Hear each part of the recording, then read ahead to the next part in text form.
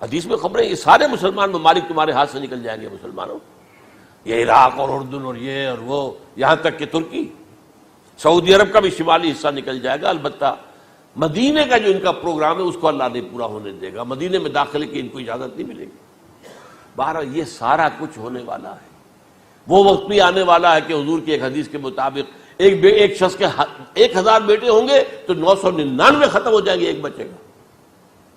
یہ وقت بھی آنے والا ہے کہ حضور فرماتے ہیں اتنی بڑی جنگ ہوگی، اتنی خوریزی ہوگی کہ پوری زمین اٹ جائے گی لاشوں سے۔ تو پرندہ جو ہے کوئی، ایک تو پرندے ہوتے ہیں کہ جو مردار خور ہے، گدھ ہے، وہ تو بڑی خوشی سے اتریں گے، تناول فرمائیں گے لاشوں کو۔ اسی طریقے سے کوے ہیں، چیلے ہیں، لیکن جو نفاست پسند پرندے ہیں وہ لاش کے اوپر اترنا نہیں چاہتے۔ تو ایک پرندہ اڑتا چلا جائے گا، اسے کہیں زمین پر اترنے کی جگہ نہیں ملے گی، لاشیں ہی لاشیں ہوں گی، یہاں تک کہ وہ تھک ہار کر اس کے جو ہے پر جواب دے جائیں گے، گرے گا تو لاش پر گرے گا۔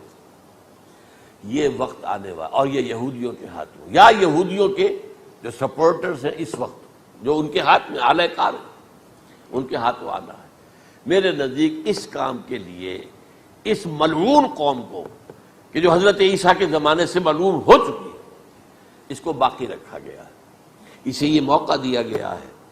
اس نے اسرائیل بنا لیا ہے، تقریباً 2000 سال کے بعد وہ دوبارہ آ کر آباد ہوئے اس سرزمین میں جہاں سے نکال دیے گئے تھے 70 عیسوی کے اندر۔ یہ سارا کچھ کیوں ہو رہا ہے؟ ان کا یہ استثناء کیوں کیا گیا؟ یہ بڑی تلخ بات ہے، یہ یاد کر لیجیے، کیونکہ یا تو قوم اسی وقت ہلاک کر دی جاتی، جیسا کہ ہوا قوم نوح، قوم ہود، قوم عاد، قوم ثمود، قوم شعیب، یہ ہوا کہ نہیں ہوا؟ اور سدوم اور عمورہ کی بستیاں جہاں حضرت لوط بھیجے گئے، اور آل فرعون جو ہلاک کیے گئے، یا تو پوری قوم ہلاک کی جاتی؟ نہیں، یہ یوں سمجھیے کہ اس پورے معاملے کو درمیان میں سے ایک وقفہ دے دیا گیا، حضرت عیسیٰ کو اٹھا لیا گیا، اور حضرت عیسیٰ دوبارہ آئیں گے۔ یہ کیوں کیا گیا؟ اب اس میں بڑی تلخ بات آپ سے کہہ رہا ہوں، یہ آپ کے لیے قبول کرنا آسان نہیں، حلق سے نیچے اٹھنے کی مشکل سے۔ اس قوم کو زندہ رکھا گیا ہے جو ملعون اور مغضوب علیہم قوم ہے۔ سب سورہ فاتحہ میں مفسرین لکھتے ہیں ضالین، یہ نصارہ ہیں، اور مغضوب علیہم یہ یہودی ہیں۔ اور قرآن کہتا ہے لعن الذین کفروا من اہل الکتاب علی لسان داؤد وعیسی ابن مریم، لعنت کی گئی ایک ملعون اور مغضوب قوم کے ہاتھوں آخری امت محمد، اور اس کا بھی بہترین حصہ، اس پر عذاب ان کے ہاتھوں آئے گا، عربوں پر عذاب یہودیوں کے ہاتھوں، اس لیے ان کو بچایا گیا۔ یہ میں نے کئی دفعہ واقعہ سنایا، مولانا اسلائی صاحب بتایا کرتے تھے، کیونکہ وہ راجپوت تھے، یو پی کے راجپوت، مشرقی حصے کے، کہ ہمارے ہاں کوئی نوجوان اگر کوئی بڑی گری ہوئی حرکت کرتا تھا تو اس کے سر پر چمار کے ذریعے، چمار کے ہاتھوں جوتا لگوایا جاتا تھا۔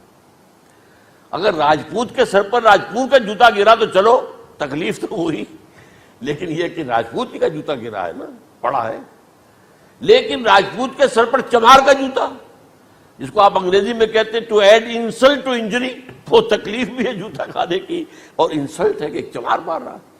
یہ امت سب سے خیر امت ہے، کنتم خیر امت اخرجت للناس۔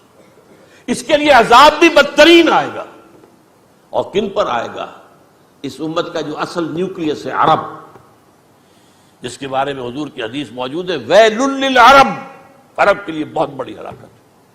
اور آج ہماری نظر میں آ رہا ہے وہ ملعون اور مغضوب علیہم قوم، ان کے سینے کے اندر خنجر کی طرح بھونکی گئی ہے، اور 30 کروڑ کے قریب عرب بے حمیتی، بے غیرتی، بزدلی، کمزوری، ذلت، مسکرت کی مثال بنے ہوئے۔ کوئی بول سکتا ہے اس اسرائیل کے خلاف؟ کوئی بول سکتا ہے؟ 30-35 لاکھ آدمی ہے اسرائیل کے اندر یہودی، اس سے زیادہ تو امریکہ میں 50 لاکھ کے قریب، کل 1.25 کروڑ آدمی ہے یہ یہودی پوری دنیا کے اندر۔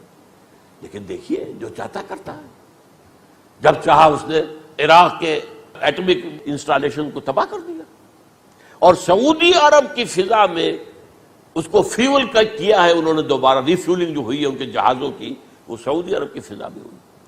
اللہ تعالیٰ نے یہ کوڑا ان مسلمانوں کے لیے رکھا ہوا ہے کہ جن کے رتبے ہیں سوا، ان کی سوا مشکل ہے، جتنا اونچا مقام اللہ نے دیا عربوں کو، ان میں حضور کو اٹھایا، ان کی زبان میں اپنا آخری کلام نازل کیا، تو ان کی ذمہ داری بھی بہت ہے۔ جن کے رتبے ہیں سوا، ان کی سوا مشکل ہے۔ یہ ہے میرے نزدیک واللہ اعلم